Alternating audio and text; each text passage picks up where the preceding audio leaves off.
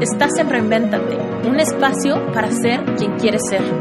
Deja todo lo que te estorbe atrás y haz espacio para lo que viene.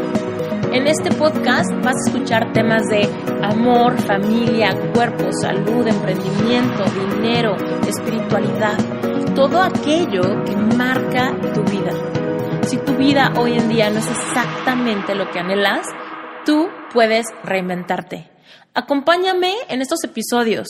En algunos te hablaré yo sola de cosas que han marcado mi vida. Haremos reflexiones y trataremos de implementar herramientas de life coaching para que puedas lograr todo lo que anheles. Y en otros episodios vamos a contar con invitados increíbles que no te los puedes perder.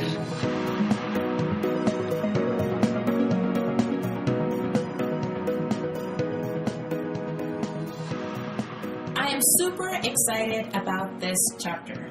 Not only because it's the first chapter we do in English, but because the guest is my husband. And he has an awesome story that I'm very excited to share with everybody. It's very inspiring, it's very down to earth, and I think that is going to be very easy for a lot of people to relate to a bunch of feelings and challenges and things that happen when you're trying to reinvent yourself. So, you guys know that he's my husband, but I'm going to tell you a little bit more before we start this episode. Brent Remala is pretty average, but he didn't want to stay that way. He got married young. He spent most of his 20s fighting for a relationship that ultimately didn't work out.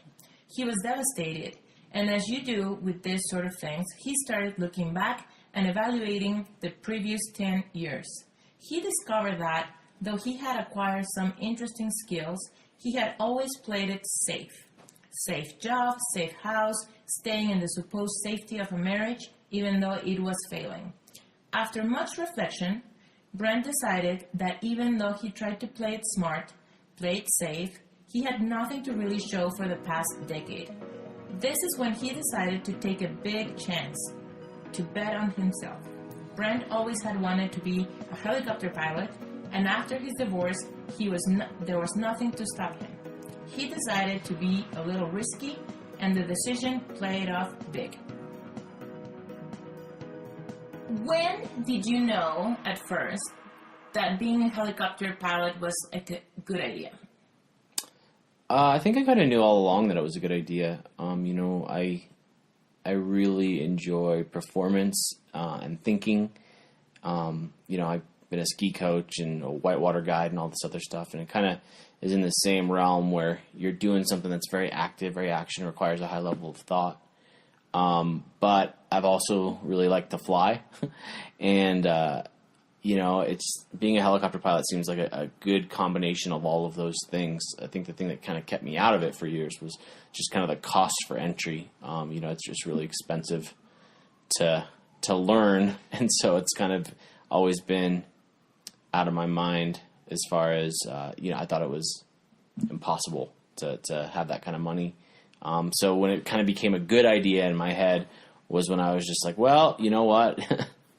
I spent a lot of money over the past 10 years on just stuff that didn't even matter. So I'm going to start spending that money on myself and my future. Yeah. So I feel like a lot of people struggle with that, with having dreams that seem too impossible. Right.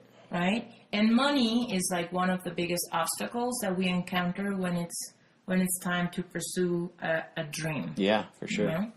So I don't know, like if you could go back in time and talk to yourself when you had the idea, what advice would you give yourself at that time where it seemed impossible? That's a really good question. I think it's kind of a misnomer, and widely believed that if you bet on yourself, you're being a little bit selfish.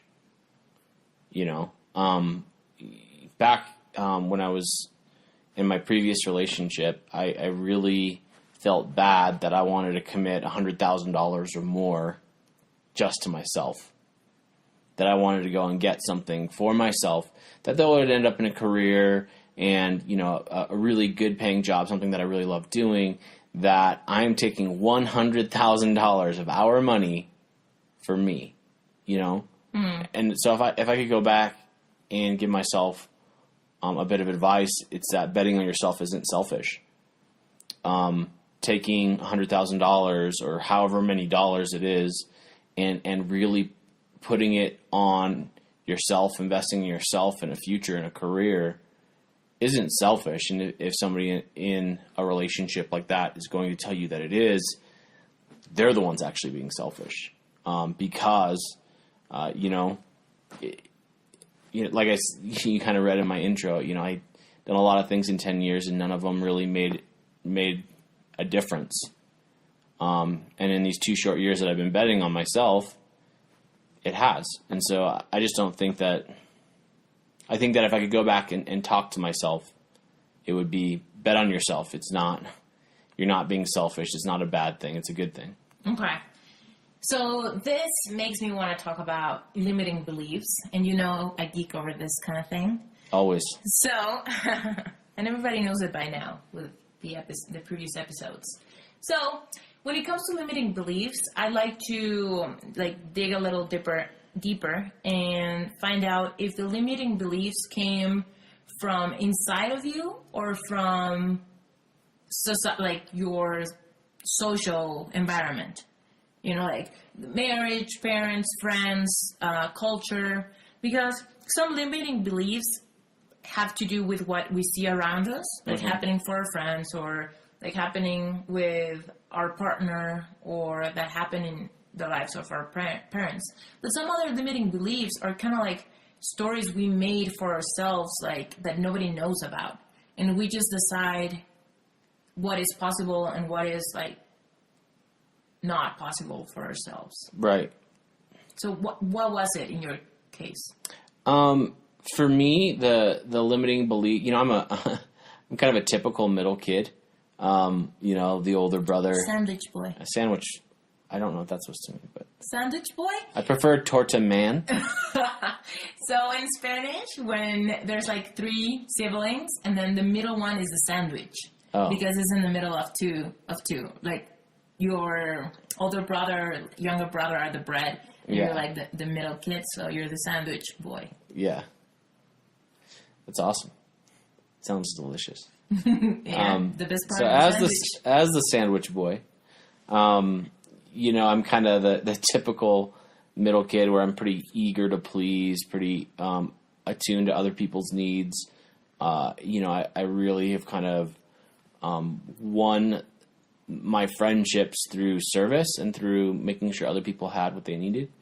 Compound that with the fact that I'm a Christian. I grew up Christian. I've always been that way. And, you know, in the Bible it says, you know, therefore, dear brethren, humbly regard one another as better than yourself. And I really took that to heart, probably in an unhealthy way, where I kind of felt like because I'm supposed to regard others' needs above my own, that must mean that what I want isn't important.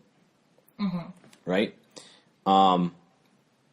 And so, you know, it's through a lot of my life, I've kind of gone about my life in that manner where other people's needs are more important than mine. So when I was, you know, in my previous relationship, he was always trying to kind of figure out what the needs of the other person was. And that was kind of, in a weird way, unhealthy for both of us because, you know, all of a sudden I'm unfulfilled. And me being unfulfilled is not it's not good for anybody, you know, let alone me. Yes. Because I'm unhappy and I'm not doing what I need to do and what I think that I'm born to do. So I think the limiting belief for me that kind of kept me from these things was just the idea that betting big on myself was very selfish. Okay, cool. So now you have come a long way. You don't have that belief anymore. Like, that's the advice that you would give to yourself if you could go back in time. Right. But, like, how was the process to find that limiting belief and replace it with this new belief that empowered you to Oh my gosh, it was kind of do a, it? it's kind of a roller coaster, honestly, because I find myself to be a person of extremes, and I think all of us as humans kind of tend to do this a little bit. But as a person of extremes, before I felt like I was trying to do everything for everybody, I could never say no. You know what I mean? Like never could say no to anybody else. And then, once I decided that it was appropriate and okay and even healthy for me to say yes to myself and no to other people, I felt like the answer was always no to other people for a minute there. Like, does it make me immediately happy? Nope. Okay, so no, I'm not going to do that. For the whole limiting belief, feeling like I'm selfish, it was kind of the same way as far as like, once I decided that I was going to, bet big on myself, I was going to be a helicopter pilot. I was going to go for broke. I was going to either be this awesome, super handsome helicopter pilot or die trying, I felt like I was kind of on the warpath a little bit. Like I wasn't going to let anything get in my way. Mm-hmm. That actually kind of was my mindset when we started talking, if you can believe that. I was like, well, I'm gonna, this she's super pretty and she's super smart and I think she has really good things to say and a really beautiful mind, but if she's not on board with me being a helicopter pilot, she can just take a hike. I'm not even worried about her. That's kind of how I was at first, and I think I've settled down a little bit since then. But well, little did you know I was going to be totally supportive. Yeah, and I guess I just wasn't expecting that. I was expecting a lot of resistance because that's what I'd encountered in the past. Yes. Okay, so I have like some little like takeaways of what you just said. Like, first of all, the whole finding the limiting beliefs and replacing them for others is not always like a super simple, quick thing to do. It's a roller coaster. Yeah. It's a transformation. Yeah. That happens slowly and fast in a weird way, right? And sometimes it's very obvious. Sometimes it's like little changes that only you notice. Yeah. Just inside of you, right? And so I really want like the people that are listening that might be in a situation where they want to shift gears, but they have really no idea how to change the way things have been for a long time, right? Yeah. So it doesn't have to be like this, like, bandage thing where one day you wake up and you believe different things, act differently, follow up differently, Right. It's more like it's like a journey of getting clarity. Yeah. Right? So, what was another takeaway? Hold on. It's just that I love your take on things so much that I'm like, I want to dissect everything. The fact that you were supportive. No. Let's talk about how great you are. No. I just wanted you to like speak more to like a person that could be dealing with just lack of resources, like, okay, so I found myself in this spot that I don't like in life that may include relationships, money, professional life, work environment or whatever. Mm-hmm. And they're like, okay, so I want to shift. Like, it's just so complicated and we're carrying so many things and responsibilities that, like, what's the advice on, like, little steps that you can take towards a huge dream? Yeah. Well, one of my best friends in the world, his name is Todd Campbell, and he has a saying. It goes a little something like, stop not doing it. Stop not doing it. I mean, it's pretty simple, but, you can only get to the top of your mountain if you take a step, and I know that's pretty cliche and pretty simple, but I think that once you start taking those steps, you'll be amazed to see what people come alongside you. For me, I was really worried about Before I was a helicopter pilot, I was working in with youth kids at a church up in Colorado, and I was, a biblical and theological studies major, which is totally different than being a helicopter pilot in college, and so I'm like, okay, how am I going to pay for this thing? Like, that was my first question, and I started applying to schools, and my school ended up giving me a presidential scholarship for prior coursework and something that was totally unrelated to what I was doing. It was my full tuition, and so all I had to pay for was flight labs. So I was able to get student loans, and then when I was in school full time and student loans weren't coming very easily, my family came alongside me and was able to help me out and secure the rest of those student loans, something I never expected that they would be able to do or be willing to do. The thing is that once other people see your passion, I think they honor that. Once other people see you taking steps and making strides, they honor that. And you would be amazed at who's going to come alongside you and support your dreams. But you gotta be really pursuing something that is your dream. No one wants to get on board with somebody who wants to, be a Burger King manager. Nothing's exciting about that. Mm-hmm. That's an okay job to pay the bills if you got to do it. But people are excited when you go after something big, something that really makes you come alive. Yeah. And so I think that once you start taking those steps, it's big. Yeah, and people notice, and they want to be a part of it. Yeah. Okay, so you mentioned that you're a Christian. You were in ministry. Mm-hmm. So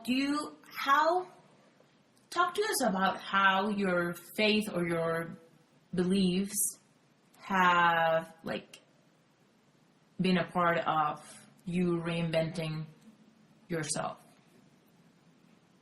as a pilot and all these things.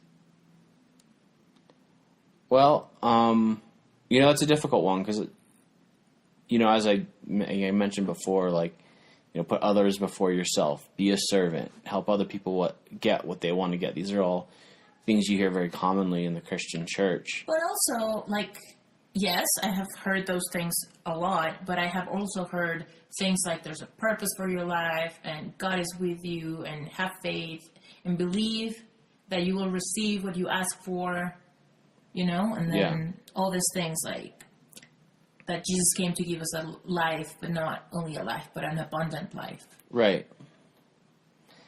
So, as a biblical and theological studies major, it really confuses the thing because, all of those verses have a certain context and who they're talking to. So this is where it kind of gets in the weeds for me. But how my faith has come into play is, I think, a more holistic approach. Before, it was be a servant, put other people's needs before your own. Our call to be a Christian is a call to come and die. Mm-hmm. And, after stepping back from that and this really intense focus on what I could do for God, I think I allowed him to do something for me, finally. And more than just, the sacrificial work of Jesus on the cross or whatever, that, if God's here to give us a life and give it more abundantly, he gives that. We don't earn it. We don't do anything, but in every kind of gift transaction, there's a giver and a receiver, right? Right. And if God's giving me something and I don't receive it, it's like I never got it in the first place. And so I think through this whole thing, I've learned to allow God to bless me. I've learned to allow God to give me those things that I want. I've learned to allow God to kind of redeem things that haven't worked out in my life, to redeem promises that I believe that he has for me, to redeem relationships that I think that he has for me, to redeem these things that haven't worked out and have been devastating in my life and turn them something into beautiful and something good. But in order for me to do that, I've had to be able to step back from, being for those of you who are Christians, like the story of Mary and Martha, where Mary Magdalene was sitting at Jesus' feet, really learning from him and really kind of absorbing who he was and being blessed by him. And Martha was running around the kitchen, doing things, serving the disciples, making food, doing all this stuff because she thought that was important. And she was like, well, and she was getting mad at Mary for being with Jesus and really not helping out. It's like, come on, man, like help me out. And Jesus kind of admonished Martha and was like, hey, Martha, you chill out. Like, Mary's actually chosen the better thing. She's chosen to have the gift of me in her life. And I think that I'm kind of in the process of going from a Martha, always having to do something, always trying to work and work and work, to being a Mary who is just enjoying God's blessing. You know what I mean? Does it make sense at all? Yes, I love it. I love that. It makes perfect sense to me. So I know it's a little deep theologically. But yeah, no, it's awesome. I think it's very interesting. And I'm going to put in the notes of this episode, like that passage, so that if the listeners are not like familiar with the story, right, they can just quickly read into that and understand the relation that you're making with the story and your life. Yeah, I think it's a very good one and easy to relate in many levels and right for everybody. So that's pretty cool. Also, you mentioned that people get on board. I'm gonna go back a little bit and what you shared before. That people notice when you are very passionate about something, right? And then it kind of gets contagious, and they want to be a part of it, or maybe even pursue a passion of their own or something, right? Because they get inspired. So I feel like that's very incredible. But sometimes people struggle to find their passion, right? And they don't really know, like, if a hobby is a passion, like a dream that is impossible to get is a passion, but maybe they haven't even tasted it yet. Like, and I feel like you are a very good person to talk about passion and how it feels like. Yeah. I think that especially, so I'm at the upper edge of millennials. Yeah. I really hate to be called a millennial because of all the trash people talk on them, but,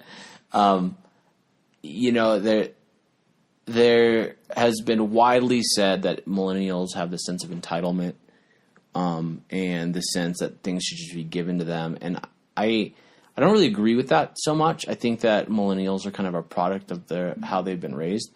And most of us have been raised telling us that we should believe that we should make a difference, that we can make a difference, that we can go out and change the world, right? Yeah. And that we should find find a job that you love and you'll never have to work a day in your life. Like, whoever has heard that? And I think that's total crap. That's garbage. Work is hard, right?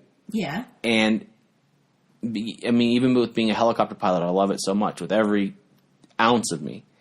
But it's hard. It's hard work sometimes. And so I think that, the difference between what a passion is that can be turned into a career and what a passion is that should be a hobby is, can you put a dollar amount on it? If you can make it work and you can figure out a way to monetize that, yeah, absolutely go after that for a career. Mm-hmm. But if you just really, really like disc golf, throwing the frisbee around, if you can't figure out a way to turn that into a money-making endeavor, maybe you need to find something else that makes you happy. I have more than one passion in this life. Tell us about your passions. Well, I love the outdoors. I love just being out in nature and on the water. I'm a whitewater rafting guide.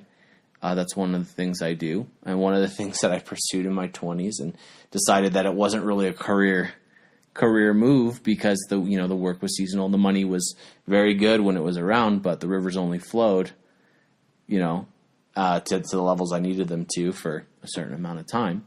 Yeah. It gets cold in the winter, so nobody wants to be out on the water when it's snowing. But I feel like your passions move with the seasons, with the weather. Yeah. I'm also a ski coach, and I've done that for many years. There's a lot of things I love, but in the end, the things you're passionate about need to be able to be monetized. That's why I like the idea of being a helicopter pilot, and I love being a helicopter pilot because this job can happen year round. It can do stuff that I'm fulfilling about. What I'm doing is I'm bringing my passion for something highly technical and active and outdoors, and I'm bringing it to flight, right? Yeah. And there was a job born from that. You can be a very creative person, and you can want to be creative for a living, right? And you can be an artist if that's something that's in the cards for you, or you can be really sad because your artistry never took off.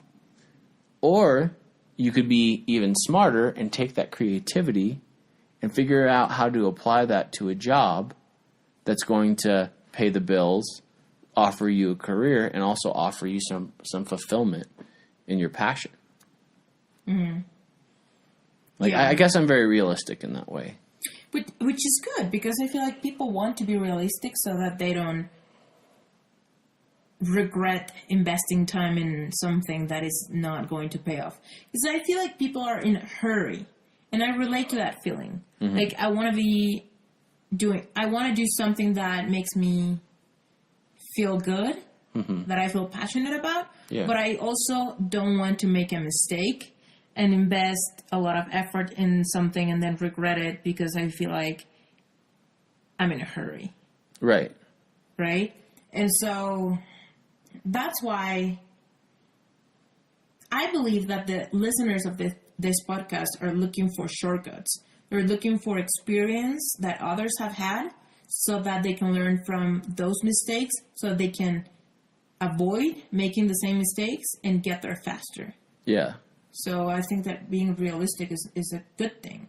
It's a thing that needs to be talked about without losing the hope of actually pursuing a dream, like spotting your negative beliefs, replacing them for new ones, following your dreams, making it happen. Yeah. So I want to talk to you about how you used to be very resistant to getting into student loans. Yeah. No? Yeah. And then how do you feel about that now that you're actually done with school? I feel very in debt. No. Yeah. Yeah. But is it as bad as you thought it was going to be in debt? No. So here's the thing. For my whole life, just a little background on me, I've always avoided debt. I've always wanted to have a positive balance. That means no credit card debt. That means no car payment. That means 100% debt-free, period. The only thing I was ever in significant debt about was a house that I purchased, but I sold that after a while, and didn't even have that anymore. I like to have experience that financial freedom. This is something also that kind of comes with my growing up Christian. The Bible says that the person who borrows money is a slave to the lender. Yeah. Right? And we can all experience that in ways, where we see the money go out faster than it's coming in, and we start pulling our hair out trying to figure things out, right? It's hard. And because of that, I've always been like, no, I'm not going to be able to be a helicopter pilot because I don't want to throw $100,000 after this dream. I don't want to be in so much debt I can't breathe, right? But then I did buy that house. And I was like, okay, this is going to be a great investment, This is going to be fantastic. I'm investing in a house. It was 2007, very end, when real estate was going up. Mm-hmm. And of course, real estate can never be a bad investment, right? And so I bought a house. And soon after, everybody knows the bubble burst. We were quickly underwater with our home, even though we made some good purchasing decisions. And so for the people that don't know what you're talking about, like this is something that happened in the States. In the United States, yeah. Yeah. And, we owed much more on our house than what it was worth. And we ended up short selling it, which basically means we give the bank just an absolutely, totally, terribly low offer. But because the bank doesn't want to, foreclose on the house, they accept that offer, and everybody kind of just walks away and goes, wow, that was dumb. Yeah, it was not good. But, I was able to get out from under the house, and it really got me to thinking afterwards, hey, these investments that I try to make, this smart financial move that I tried to make, I bought the house when I was 20 or 21. Maybe it wasn't a great move after all. Maybe me thinking that if I just play it safe and do what everybody says I should do financially, maybe that's not so safe. Maybe it's not the way it should go. Maybe I should think for myself on the investments that I make, So I stewed on this for about 10 years.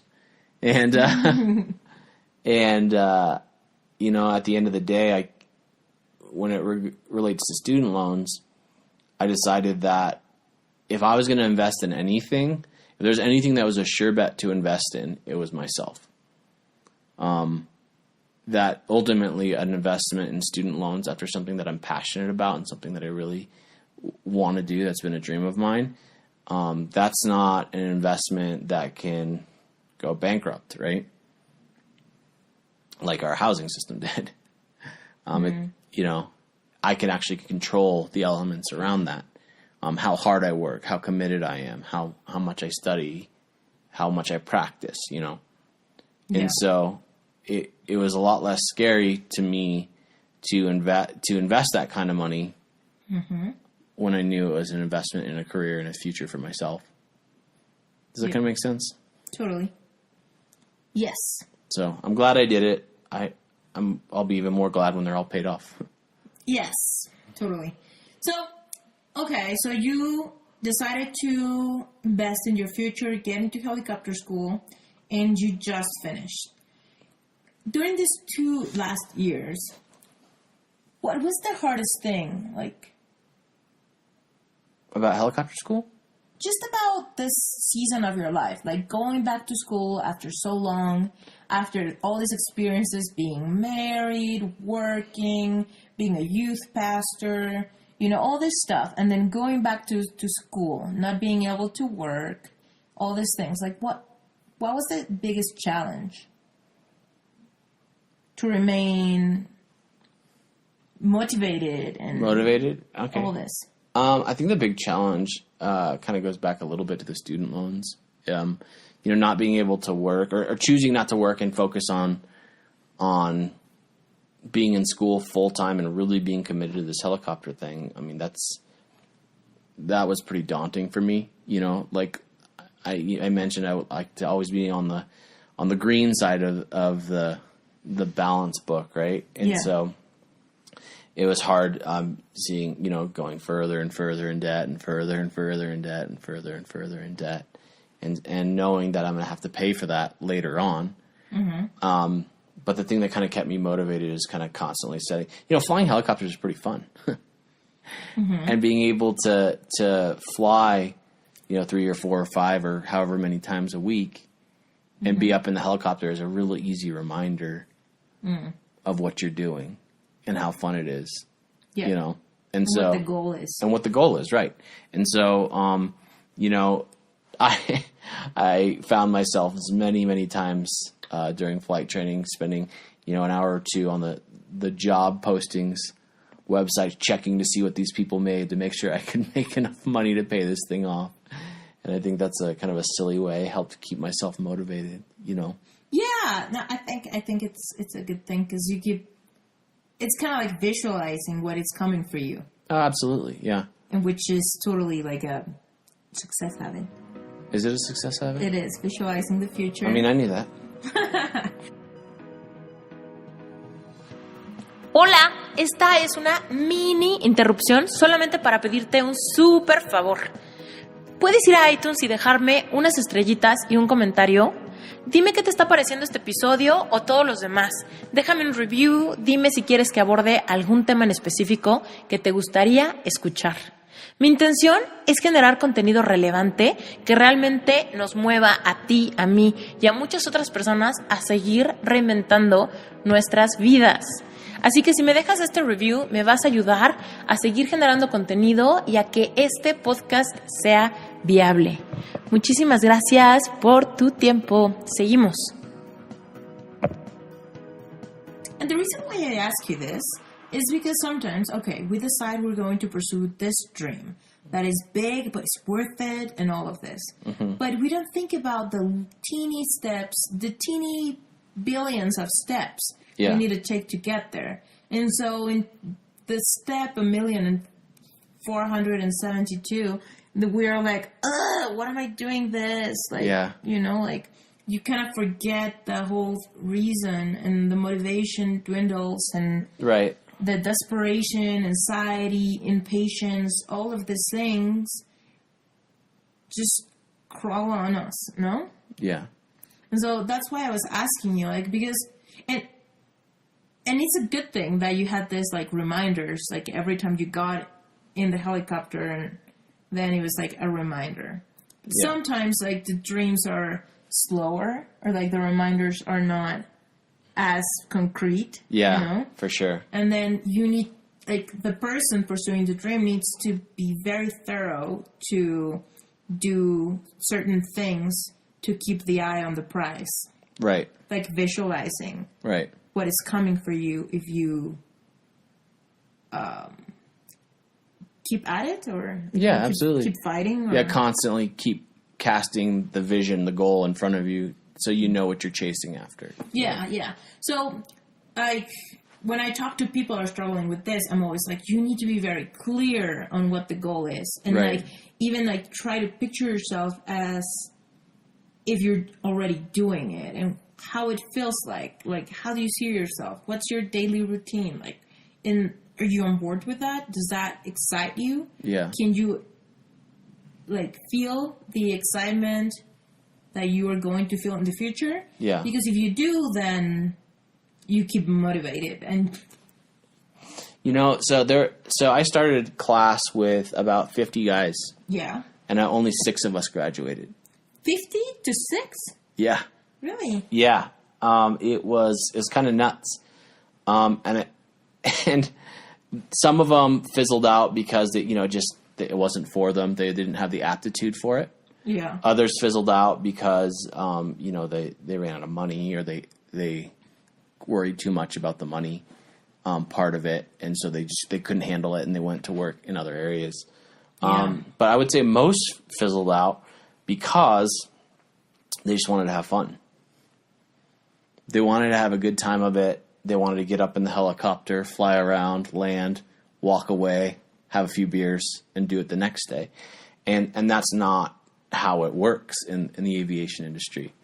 My instructors always said to me that they never, ever had a doubt that I would be an awesome pilot, because when they told me to learn something, I came back the next day and I knew it inside and out. And the reason I did that is because in my life, I've discovered there's only one thing I really can control, and that's how hard I work at something. That I may have an aptitude, I may not, I may have a good helicopter, I may not, I may have a good instructor, I may not, I may have a bad day, I may have bad weather conditions. These things are all out of my control. The one thing that is in my control is how much work I put in before, during, and after anything. And I worked harder than anybody else there, I think. Maybe. Those other 6 guys, they probably worked just as hard, maybe harder. But the thing that makes the difference between people who succeed and people who don't, at least in the helicopter world, is the people who are willing to work until their brains bleed, Yeah. To study and keep at it and keep at it and keep at it. And that's really, I think, what kind of set me apart from some of the other guys that didn't make it, was the fact that, man, I was not going to fail because I wasn't willing to put the work in. Yes, totally. So yeah, this is also like a I want to do a takeaway now from what you just said. Yeah. Like, perseverance is key. Oh, yeah. And just like work hard. It's just different when you work hard at something that has been imposed to you, and when you're working hard at something you decided and something you're very clear you want to do and all of this. Yeah. It's a lot easier to stay motivated, that's for sure. Yes. It just means something different, no? When it's something that you really, really want and then you're willing to put in the work rather than procrastinate or have fun or all of this. And I want to share like just a little bit of how like this is I'm relating to this. Like before I went to school for visual communications, I went to school to be a professional translator. Yeah. And in my head, it was going to be a great set of skills to have to be a professional translator because I spoke Spanish, I was pretty good at English, and I had this Japanese background. Thank God you're good at English. Yeah. So I thought, okay, so I'm going to do something with my languages before I go to school for graphic design, and then I'm going to have all of this stuff. And I thought it was going to be easy. And I was working at the time, but I was going to do two things. I just wanted to do it all, right? Because I wanted to be very... diverse. Yeah, like a professional badass. Like, I was going to be, like, certified to do a bunch of shit, right? Yeah. But I didn't think of the work it was going to take. Yeah. I just thought that languages came easy to me. Right. I was totally wrong about that. Right. Because when I encountered French, I was like, damn. It was like the worst nightmare. But I was tired. I couldn't get myself to sit in front of my notebooks for more than 30 minutes. Right. I was falling asleep. And honestly, I don't think that I was that tired. I think my body was just resisting to the experience. That's all right, baby. My body has rejected French as well. Yeah? Yeah. Good. It's just so hard. Yeah. And I just had this, like, weak motivation. Like, it'll be cool to learn French. It sounds awesome, right? Why not? I'm going to do it. No. That was not enough. Yeah. To put in the work, to learn, to do, like, all this, like, stuff. Because in the end... understanding the grammar and verb conjugation, all this stuff was a pain in the neck. It was horrible. Well, and because in the end, that's not something you wanted to do. Exactly. My motivation was weak. Right. I was just like, it's going to be cool. I'm going to be able to say that I speak French. You know, that's not enough. Yeah. And so when it was time to work, like, my body was rebelling against it, like falling asleep, not retaining it, getting mad, getting headaches, all this stuff, right? Yeah. So I had to say no to that. And then I was struggling with the whole only idiots in my head, only idiots decide something so big, put in the money, and then drop out. Yeah. And then I had to just like be patient with myself and accept that I made a mistake and that I wasn't an idiot. I was just a human and it was fine, right? And then when I finally got in school for visual communications, which is basically graphic design, just a little different, I really, really liked it. Mm-hmm. And then I wasn't only just doing all my work, but I was offering others to do the work for them. Right. Because I was fully motivated to start making money, doing something I loved. So I didn't mind spending hours and hours in front of the computer, like going to bed at super late hours. Right. And just getting awesome grades because I was finally in the right place. Oh, you didn't mind getting awesome grades? I didn't mind. Okay, that's good. Well, you know. Yeah. I didn't mind putting the work to get the awesome grades I wanted. And all this stuff. So, yes, motivation needs to be deep and well-rooted. Right. Not only like a little, it'll be cool or whatever. So, to the people that are listening, like, what I want to make very obvious here is that it's important when you're pursuing a dream that seems very big, you need to be very clear on what it means to you to cross the final line. Like, and if you really, really want to be that person, Right. Because if that's not very clear and strong and deeply rooted, then it's going to the desire is going to die when things get tough. Yeah, absolutely. Cool. Okay, so let's move on to something else that I want to talk about. Well, actually, I wanted to mention real quick. Isn't that what Dale El Clavo is all about? What's that called? Dale El Clavo? Yeah, I have this online course, right? It's Dale al Clavo, which in English means nail it, right? Oh. You didn't know that. Well, my Espanol needs worko. Yeah. Well, Dale al Clavo, right? It's just a little online course where I teach people to use the process I use to filtrate my ideas. Because I feel like we all get so many ideas, right? And some sound good, some sound bad, and sometimes we fail to distinguish which ones would be worth pursuing and which ones need to be let go. Yeah. Because sometimes we get this huge ideas that promise a lot of money, for example. Yeah. And then we're like, okay, I gotta do this. But then they don't match the lifestyle that we want to have. Yeah, that makes sense. And then it's just a waste of time.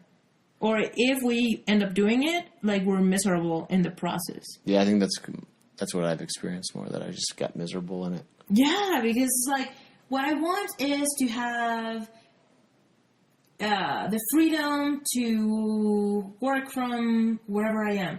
And then you make this company, right, that requires you to be present 24/7. And it's kind of well, then it doesn't mean that it's a bad idea. It's a bad idea for you and for the life that you want to live. And so Dale El Clavo helps kind of sort that out and get clarity? It's a process where you understand the ideas that you're having and which ones match the bigger picture for your life.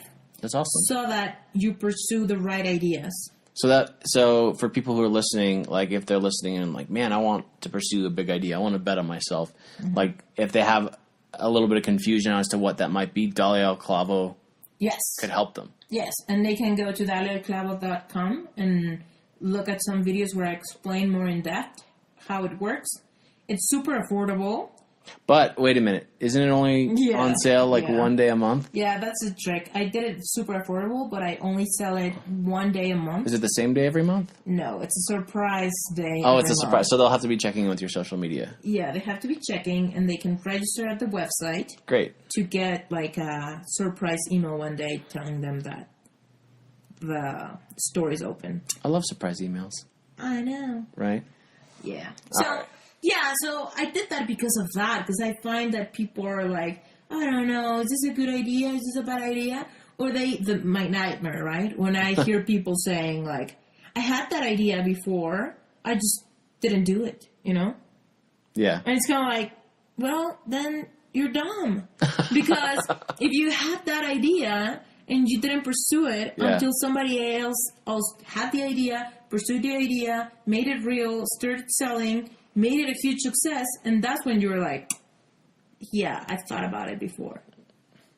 No. Cool story. So let's not be that person. Right. And if you had a good idea that matches your lifestyle, then do what you need to do to make it a reality and not miss out on this awesome opportunity of being awesome at something. Right. Whatever. Anyway, so let's shift gears a little bit here. Let's do it. Because I want to talk to you about your success habits. Success habits. What is it that you do that keeps you happy, motivated, energized?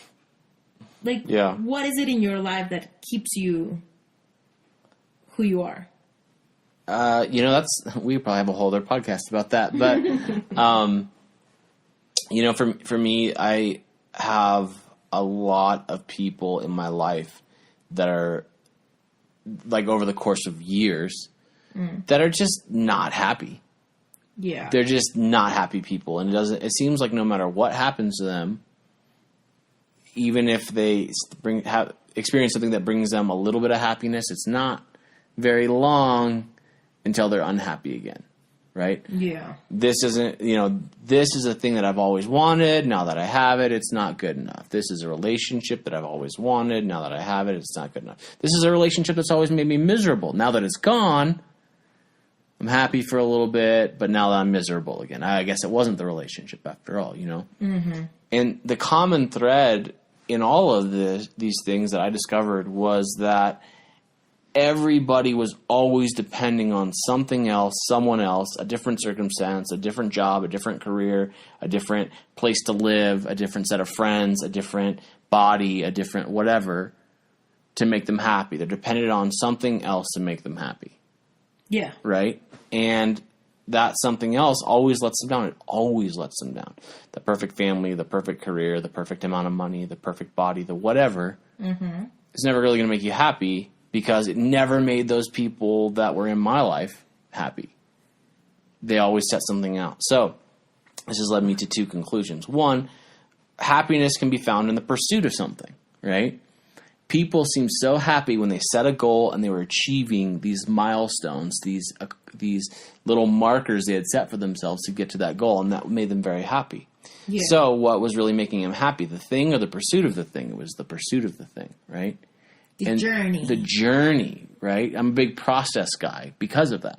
Like, I really enjoy camping, and Esther can attest to this because I have all of my little things, and I set them out all nicely, and I line them up, and I make sure that I have all of the things that I need, and I take, hours setting up my camp just so, because I really enjoy that. I really enjoy the process of things. So that's kind of spilled over into the rest of my life where, when I went to helicopter school, I knew that this is where I wanted to be. I wanted to be a certified flight instructor, instrument, and I wanted to teach at the school that I was attending.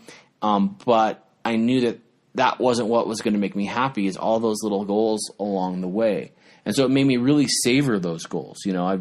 I'd find myself after passing an important stage check, which is through the school, or a check ride, which is through the FAA, the Federal Aviation Administration, the government. Yeah. And I would be sitting in my Forerunner afterwards after I had passed, right? And just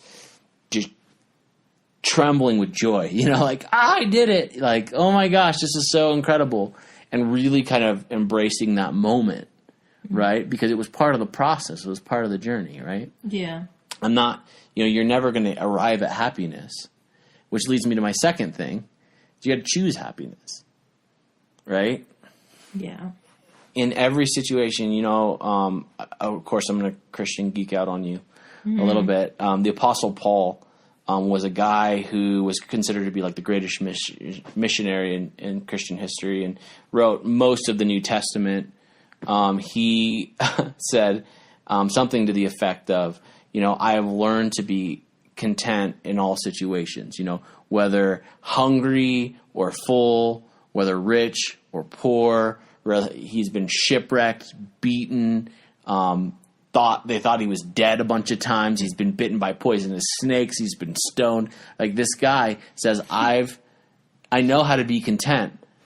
I've chosen to be content. You know what I mean? That's pretty heavy. That's pretty heavy stuff. Yeah. But it was a choice, like, I truly believe that nothing can make us happy except for us. You got to be, and that's kind of a heady thing to say, but I think that real contentment, real happiness comes from deciding I'm going to be a happy person. I'm going to look for the silver lining. I'm going to, in all things, I'm going to choose happiness. I'm going to choose joy. And that's really hard in some situations. And that's really easy in other situations. And I think the difference between happy people and unhappy people is the ability to find that silver lining in all situations, the ability to choose happiness and to really enjoy the process of getting there. So that's how I do it. And maybe it's just a mental trick I play on myself, but I'm pretty happy, so I like my trick. Yeah. Yeah. Totally. So this made me think about something else. So it happened to me that when I found myself not being happy, and I kind of like was feeling very miserable, not just not happy, then that's when it occurred to me that I was able to change my life, change my future, and start from zero and just build it again, right? But when this happened, I realized that I didn't really know a lot about myself. I didn't know what really made me happy, what were my passion, like my little hobbies, the things that I enjoyed, quirks about myself. I didn't really have them clear in my head. Right. And so for you, I feel like you really know yourself, like how you like things, like what you like to eat, how late you want to stay up, how early you want to get up, like how, that kind of thing. Has that always been just a part of you, or that was something that you learned, or? No way. So I was accused of being a chameleon once by a girl. I didn't really have anything that I actually liked, but I just kind of adopted whatever was going on around me. Mm. And that was a hard thing for me to hear, because it was true. How old were you when this happened? I don't know, like 25. Okay. And I thought about it. I was like, screw you, of course, immediately. I like things on my own. But I think she was right, actually. I think I was so worried about what other people thought of me, of having people like me, of not being alone in this world, like having friends, that I was just kind of willing to roll along with most anything, even if I had no real interest in it. And, I had a lot of fun in doing other things that weren't really in my wheelhouse of interest. It wasn't really me. It wasn't really things that I valued that I thought were important. A lot of times it wasn't the way I wanted to treat other people, but I just kind of jumped on board. It wasn't things that I wanted to go along with, but I did, to have friends and to seem relevant. But I think through after she had said that, I kind of started examining, like, well, what is it that I really do value? What is it that makes me happy? Like, rather than being a chameleon, just being, going along and taking the color of whatever was happening around me, what was important to me? What were my negotiables? What were my non-negotiables? What am I okay with being agreeable about, and what am I not okay with being agreeable about? And I would rather stand up and say, no, I'm not about this, Yeah. And kind of through that process, I've kind of formed a lot better idea of who I am, mm-hmm. and what I like and what I'm about, Yeah. Like I used to go out a lot and go to bars late at night and go dancing and all this stuff, right? And it was something that that girl really, really enjoyed. And I was like, oh, okay, yeah, I love it. I'm into it. Yeah, let's go do it. It's no big deal. It's fun. Oh, I'm having so much fun, And it was fun, but man, I hated it. It was bad. I had some fun for sure, but more often than not, I'm just standing there at 1 or 2 a.m., like about to fall asleep standing up, having spent, $60 or $80 or $100 out that night on beer that I could have spent like $20 for at home, and just like, oh man, this isn't good. This isn't whatever. Yeah, I feel like there's a line, no, between being willing to try new things and and like just experimenting, and the line, like the fine line between that and also knowing what you like and what you don't like, right, and not compromising you, right, and that's the point, right? Like, I want to try most everything once, you know what I mean? But it doesn't mean I have to try it twice. Yes. It means, that I want to be open to new experiences in my life, but I also don't want those new experiences to come at the expense of who I know that I am. And so that's kind of where I've landed. Like, I'll try things, mm-hmm. but if I'm not about them, I have no real obligation to act like I am. you know? Totally. And also, like, I want to bring it to more little things, because I feel like that's also like a key to success. Yeah. To know how you work, not only with those like bigger things, bigger compromises or whatever, but also like how you study, like how it works for you. Right? Because I feel like sometimes when we want to pursue a dream or be an entrepreneur or all these things, you get to know you and how you work better. Yeah. Like, and I'm telling you this because I feel like for the bigger part of my life, I always struggle with being a night person and not a morning person. Uh-huh. Because I always felt like I was judged by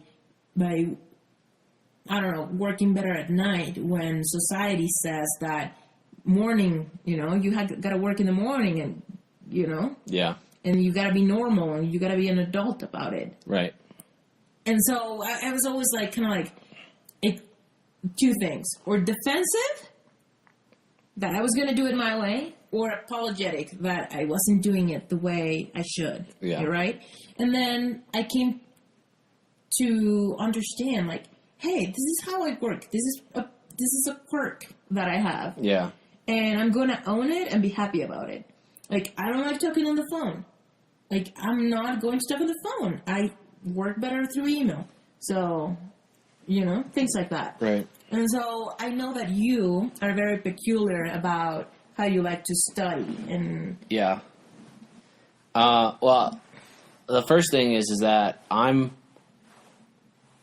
don't know if this is good to say out loud. I'm garbage afternoon. Like, yeah. As far as studying and learning new things, I would much rather wake up at 5 or 6 a.m.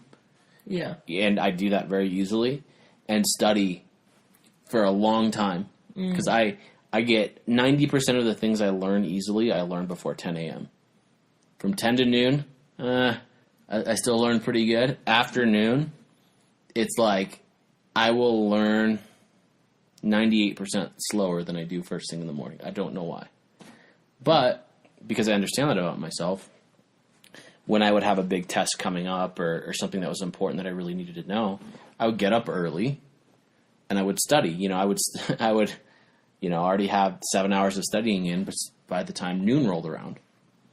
And it would be good quality time for me. And that's kind of weird, you know, to not be able, or to have a difficult time learning something after noon. You know what I mean? Like, that's kind of that's not normal, but it's the way I work. So I was able to, because I know that about myself, it was easy enough to make that happen. The other thing that happens for me is I study best by myself. So many other people are like, oh my gosh, let's do this study group. Let's do this study group. And I think I kind of seemed a little stuck up at school. Because I would always kind of politely decline to join these people's study groups. And it wasn't because I didn't like people. It's because I knew that if I was really going to learn something, I'd learn it by myself. Later on, you know, I joined study groups or whatever, but it wasn't and that was actually for a little bit of a selfish reason too, because it wasn't to help me learn. It was to help me teach and to be able to learn how to teach other people. Yes, so it was just a different story, different situation. Different situation, right? Yeah. So the reason why I wanted to like touch on this is because for the listeners, like, if you want to pursue a dream or you have like a big goal in front of you, you have to know you, what works for you. It doesn't have to be conventional. It doesn't have to be approved by others. It has to be something that works for yourself. Yeah, for sure. And be okay with it, and stop being apologetic about like starting with a TV on. Like, I'm not advising to do this. I'm just saying it can be something that people would assume it doesn't work. You can be as peculiar as you would like to be as long as it's working. Exactly. Yeah. If you're moving forward, if it's working for you, own it. And stop trying to fit the mold of somebody else. Yeah, absolutely. In fact, I feel like I have a good example of that, because the last time, so in my very last week of college, I decided, okay, I will study with this person. You know what I mean? There's actually a couple of guys who wanted to study with me. And so I'm trying to read and I'm trying to like figure out the answer to this question that I have, right? And this other kid won't shut up. Like he just, like, I need absolute silence when I study. Yeah. And this other kid's like, rat-tat-tat-tat-tat-tat, about all this other stuff that relates to what I'm talking about. But I kept looking at him and being like, can you just be quiet for a second? You know what I mean? And he's like, what's the matter with you? You can't learn when somebody's talking. Oh my gosh, you're supposed to be a pilot. You're supposed to be able to multitask. You're supposed to be able to do this and that, right? So now he's like indicting my character, you know, because he won't shut the heck up. So I could actually study some, right? And I'm just like, I made the right choice my entire college career to not study with anybody, you know, because I can't focus, you know. If I am going to be completely focused, I have to have silence, you know, as far as for learning in an academic setting. See. And so, it was just so funny. But here's the thing: he's like indicting my character, telling me, "What's the matter? You can't do two things at once. You can't do this. I can't do two things at once." And I can, you know, do all these things, but he's all like trying to make me feel bad about the way I do things, right? And then I was like, I looked at him and I wanted to say, what kind of grades are you getting? Because I know he's getting all C's. Yeah. And I know I'm getting all A's, but I didn't want to be, you know, vindictive about it and make him feel bad about himself, right? So I just kind of suffered in silence and, you know, made sure that I never did that again. Yeah. But the point is that if you found a way that works for you, you should never let anybody make you feel bad about it. Yes. And honestly, when you are trying to get out of your comfort zone, doing something that is a little like original to the place where you hang or the people you're with or whatever, you are going to start getting unwanted advice. Yeah. All the time. And so you have to be prepared for that. Absolutely. To receive that unexpected advice and not let it bring you down or let it change you into somebody that you are not. Because the entire purpose of reinventing yourself, pursuing a dream, trying to grow into the person you want to be instead of the person that life has like made you, you know, right. Whatever, then you need to be super strong to identify your inner like wisdom, your inner motivation than all this external advice. Right. If it's wanted advice, awesome. Take it, analyze it, retain it, use it, apply it, whatever. But when it comes to unwanted advice, that is like also like, you know, when people criticize or just judge it or whatever, you have to be very strong to not let it drain you or suck your energy. Right. And I think actually the big thing I used to tell when I was working with youth kids, I used to tell them all the time, decide who you want to be. You're going to be somebody. You're going to end up some way. And you can either decide who that's going to be, or you can just find out over time through trial and error where who you are. land. Yeah. I will guarantee you 100% that if you decide who you want to be right now, you're going to be a lot happier where you end up than as if you just kind of stumble into who it is. Yes. And so as far as work habits and study habits and how you're going to go about doing things, it's going to be much, much easier to decide now what you will and won't do and how you want to do things. And then when people come along and say, oh, you should do it this way. For me, I was like, okay, I study best alone, right? And then my instructors came along. And they were fantastic instructors for the most part, but like they were all like, okay, cool. Find a couple of buddies and study this. Find a couple of buddies and study this. Find a couple of buddies and study this, you know? And I would always kind of smile and nod, you know, because I knew that if I found a couple buddies to study that, I wasn't ever going to learn it, you know? Yeah, or it was like more work. Like, yeah, way more work, right? Yeah. But because I had already decided, no, I know what I'm going to have to do here. It was a lot easier to kind of just be like, okay, well, that's what they think, and here's how I know I work. So, but I wasn't ever going to let them make me feel bad for working how I work. You know what I mean? Yes. It would have been a lot harder if I didn't know those things going into it. Didn't know how I worked and being unapologetic for how I worked. And then all of a sudden I'm like, well, maybe should I study with those other guys? You know, these are my instructors. They're smart, you know, like that kind of thing.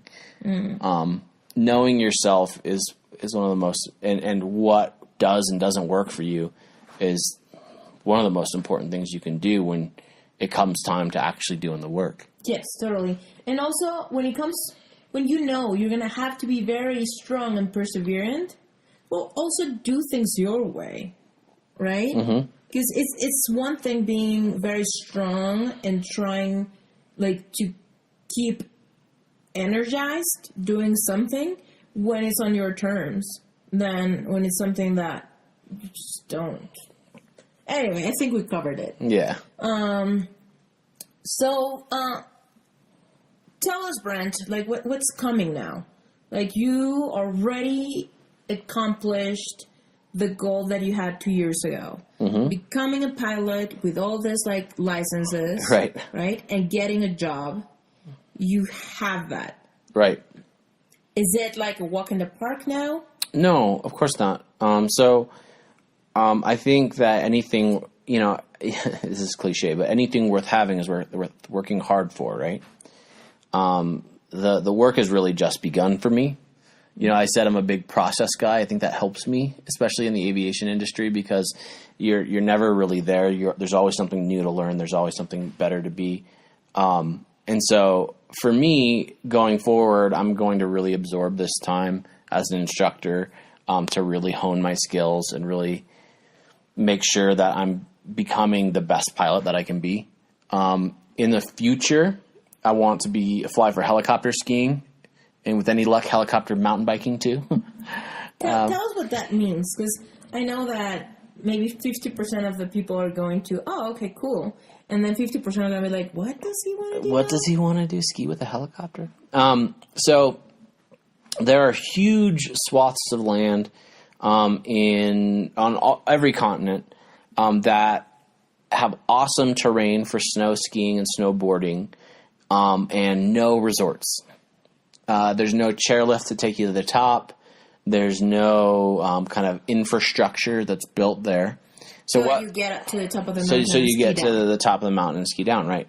So these little companies will say, okay, so we're going to rent a certain amount or lease a certain amount of land from the government, and we're going to have a helicopter skiing operation. So what they do is they hire guys like me to fly helicopters for them. So you have the helicopter there at the base lodge where everybody sleeps. It's kind of like a boutique hotel type situation.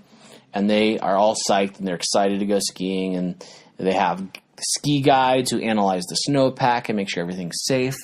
And they go with these people, and I would fly them to the top of the mountain, and they would get out of the helicopter and ski down. Well, a lot of times that's fairly cut and dried. You land on a pretty clear area, and they ski down, and you pick them up at a pretty clear area. But sometimes it can be very, very technical and difficult. For an advanced skier, they may want to be dropped off on a knife edge ridge that's super steep on one side and the wind's blowing. And so just kind of a very complicated maneuver to be able to, you don't even really land. You just kind of touch one of the skids of the helicopter to the snow, and you have to hold it absolutely steady while the wind's blowing all around you. And they get out of the helicopter and they ski down. So it combines two of my great passions in life, for skiing and for flying. I love that. And I love that especially because it touches on what you were saying before. Okay, you have your passions, then learn which one of those you can monetize, but also don't forget all these other things that you love.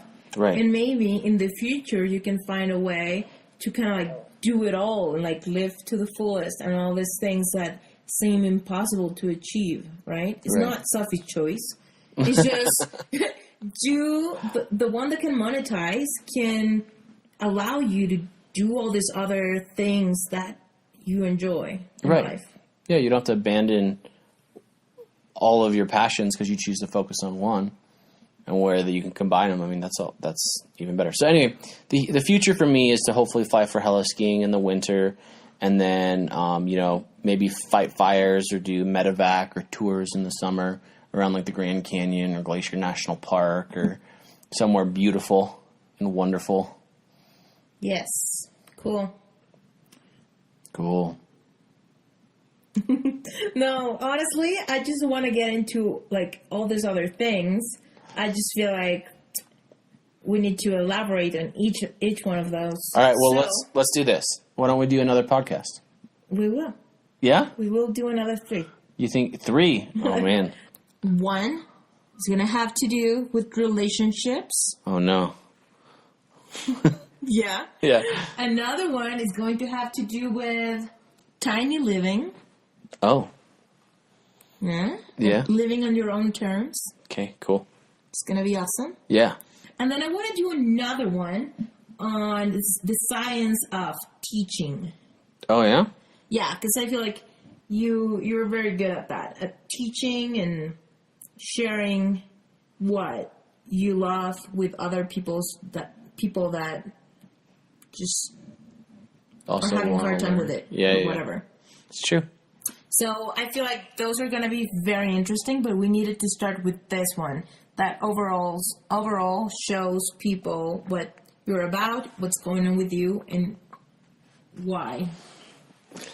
Why you. And why you're so into me. Yeah. Yeah. So if people are wondering, yes, we got married and we are going to get married again. She keeps making me do these things. So I'm not sure when I'm releasing this chapter, but maybe we haven't already married twice by the time you listen to this. I'm planning for the 3rd, I suppose. Yeah, we're planning for the 3rd. I believe in like deciding for the person you want to be with every day. Yeah. So here it is. So this is Brent. This is my husband, and stay tuned for the next chapters with him. Thank you, baby, for being on the show. It has been an honor. I feel famous already.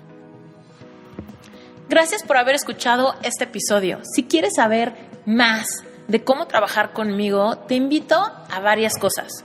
Por un lado, si quieres recibir coaching personal, tengo varios paquetes que ofrezco en esteriturralde.com/coaching. También puedes ver ahí las conferencias que doy, talleres grupales, y te puedes suscribir a mi newsletter. En esa newsletter te van a llegar a tu correo recordatorios cuando haya nuevas entradas a mi blog o nuevos podcasts. Así que si te está gustando esto, déjame tu correo, te prometo que te voy a mandar puras cosas interesantes y nada de spam. Por otro lado, si no conoces dalealclavo.com, te invito a que te metas. Este curso solamente lo vendo un día al mes y estoy a punto de subir el precio casi al doble. Así que si te interesa, métete de una vez, regístrate para que te llegue un recordatorio de cuándo va a ser esa fecha misteriosa cuando lo vendo. Es un curso increíble que te va a ayudar a filtrar tus ideas. Así que si todavía no sabes realmente qué quieres hacer o cómo puedes alcanzar tu propósito, este curso te va a encantar. Y lo mejor de todo es que ahí en el home, en dalealclavo.com, puedes escuchar los primeros 2 episodios gratuitos. Así que mi intención es que si esos 2 episodios te gusten, sepas que seguramente todo el curso completo te va a encantar y es un buen uso de tu dinero. Y por último, planastartup.com, de mentoría a emprendedores para que realmente hagan realidad un sueño. Pregúntate, ¿qué te gustaría hacer? ¿Eres un emprendedor? ¿Eres un solopreneur? ¿Te gustaría ser un nómada digital y trabajar desde donde quiera que te encuentres? ¿Eres un freelancer y quieres trabajar desde tu casa? ¿Quieres ser un influencer y realmente quieres propagar tu mensaje? ¿Eres un coach o maestro de algún tipo y quieres empezar a compartir tu mensaje a gran escala? Métete a planastartup.com, conoce cómo funciona este programa y métete. Si tienes cualquier duda, déjame un mensaje, mándame un correo, checa bien la página porque ahí hay un formulario que puedes llenar y yo me pongo en contacto contigo para que podamos platicar, echarnos una llamadita por teléfono y ver si Plan A es un buen match para tus necesidades. Y por último, si eres un emprendedor, si tienes un negocio y necesitas un branding que realmente resalte tu personalidad, métete a rocketcomunicacionvisual.com. Este fue mi primer emprendimiento, es mi despacho de diseño y me encantará poder colaborar contigo. También, por supuesto, me puedes dejar un mensajito, platicarme un poquito de tu proyecto para que te haga una cotización o para que podamos platicar más o menos de qué es lo que podemos hacer y colaborar juntos. Muchísimas gracias por todo. Yo soy Este Iturralde, emprendedora mexicana, life coach y podcastera. Gracias por haber escuchado este episodio. No olvides dejarme un review y hasta la próxima.